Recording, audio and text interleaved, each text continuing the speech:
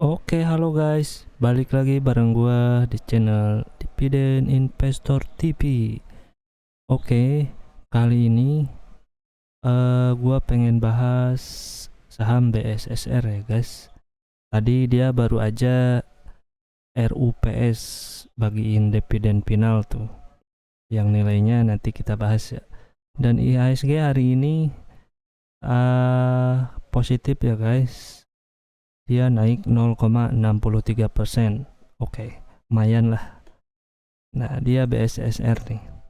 Dia bagi dividen final ya untuk tahun buku 2024. Besarannya tadi gua udah dapat info sih. Besarannya 123 perak ya, per lembar saham, atau yield di harga sekarang sebesar, harga sekarang berapa nih? 4.100. 3%. Yieldnya cuma 3% ya. Tapi ini final ya. Lu jangan anggap kecil karena ini final. Dia bagi setahun dia 3 kali, interimnya 2 kali, dan final nih terakhir 123 gitu. Nah, banyak yang kecewa sih, holder BSSR, termasuk gue juga ya. Kita kan ngarep dividen finalnya gitu minimal ya di atas angka 300 gitu, tapi dia cuma bagiin 123 perak ya. Total DPR-nya berarti berapa nih? Kan 456. 456 kalkulator sebentar. 456 dibagi IPS-nya berapa dia?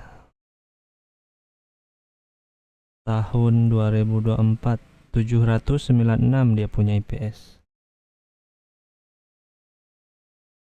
Cuma 57% dia bagiin laba buat dividen. 57% dibagiin.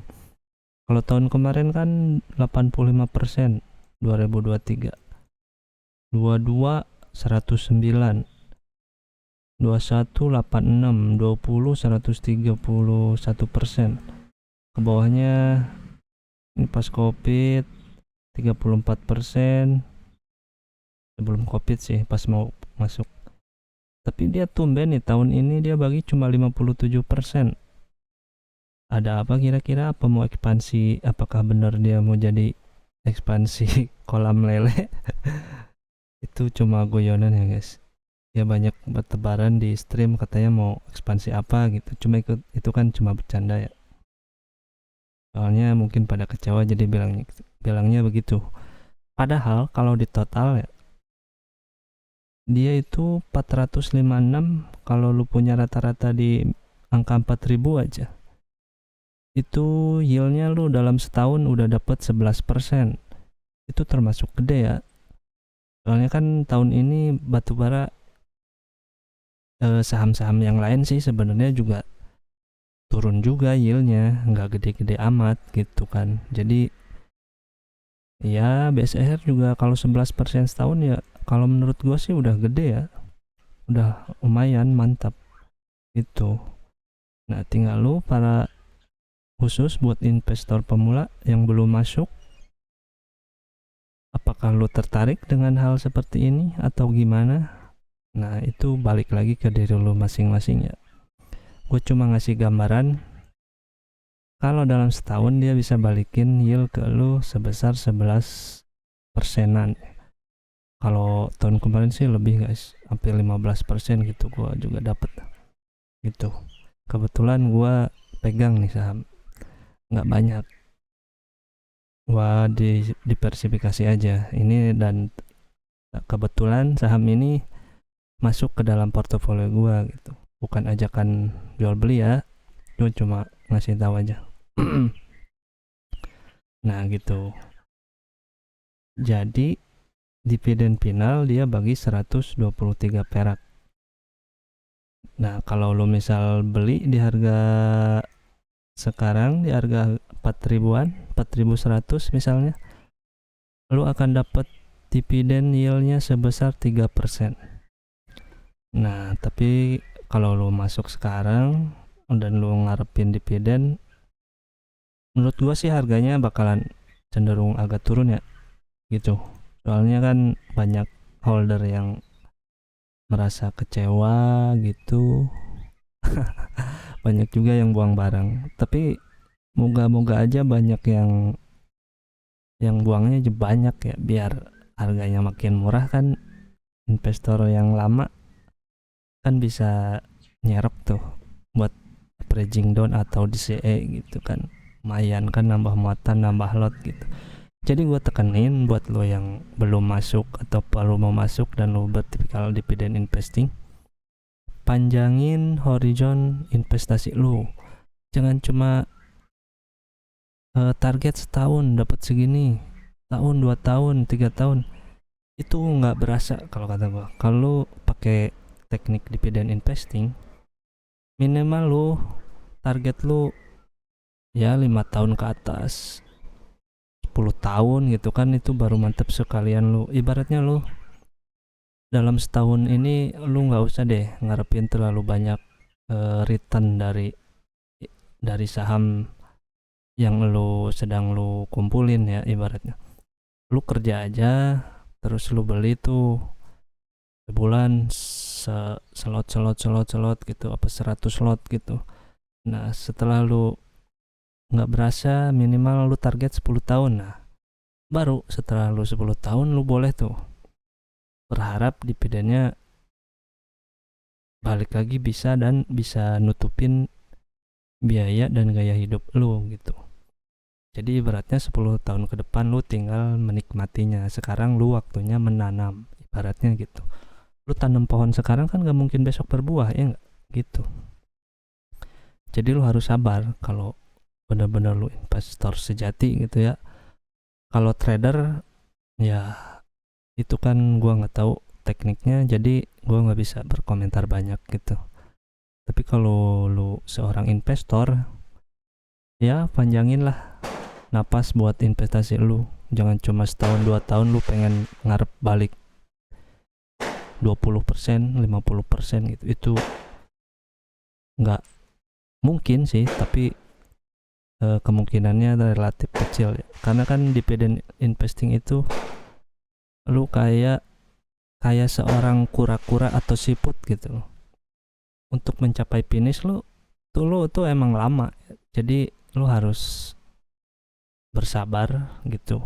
Tapi lu pasti finish gitu, dan kalau udah finish lu bisa dapat return yang mantep gitu. Nah, oke. Gua ulangin sekali lagi ya. Dividen finalnya sebesar 123 perak. Kalau lu beli sekarang lu dapat yield sebesar 3% gitu. Oke. Nah, kita intip buat nanti IPS tahun depan nih. Kira-kira lu bisa dapat dividen berapa gitu. Ini kan udah ada Q1-nya udah keluar. Dia udah dapat 122. Nah, dia 488 perkiraan ya, full time 2025. Turun berapa persen nih dari 2024? 488 dibagi berapa kemarin? 796.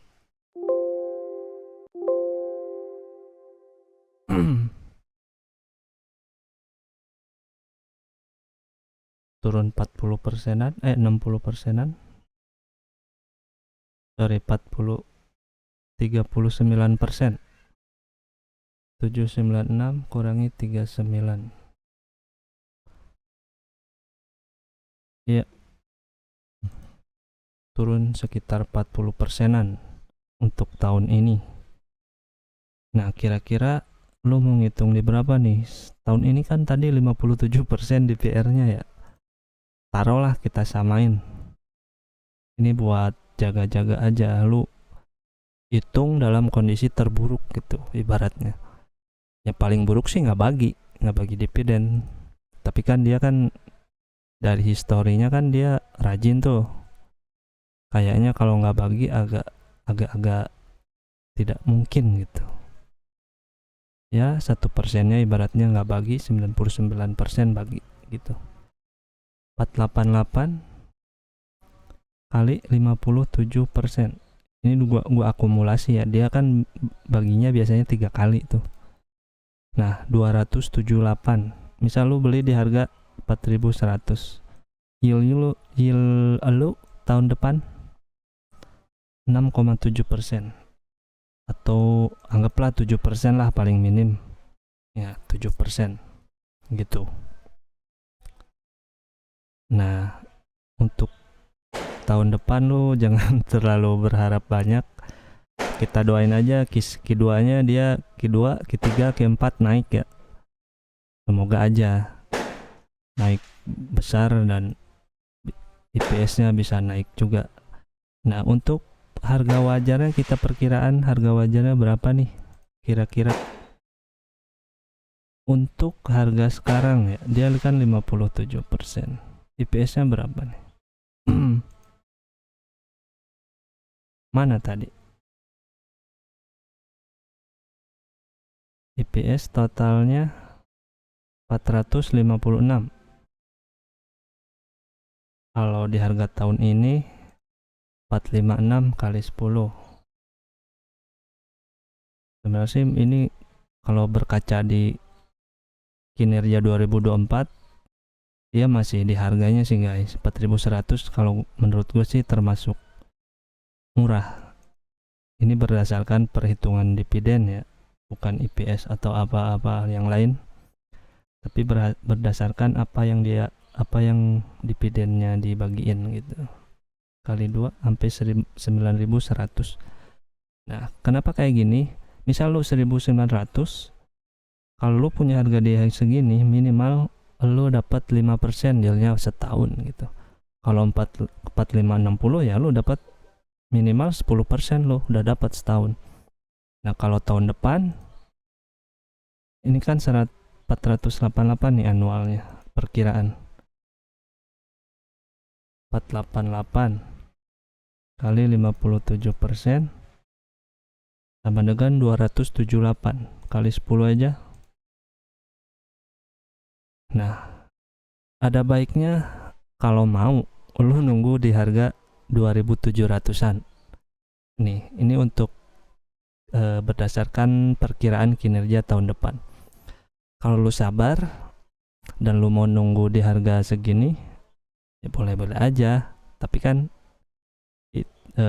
nggak ngejamin harganya bakal menyentuh ke harga 2700 gitu.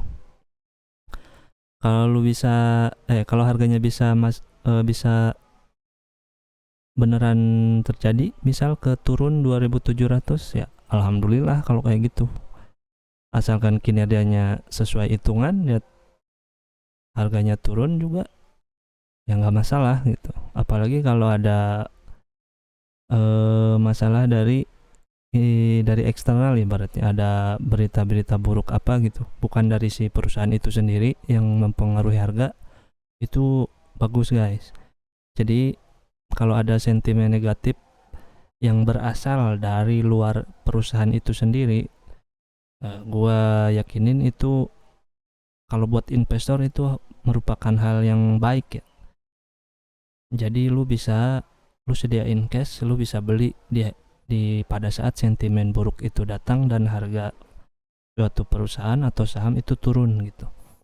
Nah kebalikan, jika sentimen negatif itu datang dari si perusahaan itu sendiri, lu harus waspada, karena sentimennya itu kan dari dalam perusahaan, jadi dia harga sahamnya itu bisa turun karena hasil kinerja si perusahaan itu. Jadi kan kita patut pertanyakan, wah ada apa nih dalam perusahaannya gitu. Jadi kita sebagai investor harus hati-hati gitu. Nah gitu, apalagi kira-kira, sementara itu dulu sih sekarang kalau buat BSSR ya. Semoga lu paham apa yang gua sampaikan dengan omongan-omongan bodoh yang gak jelas ini ya. Semoga ada manfaatnya. Oke, terima kasih. Karena hutang harus dibayar. Thank you, sampai ketemu lagi di video berikutnya. Oke.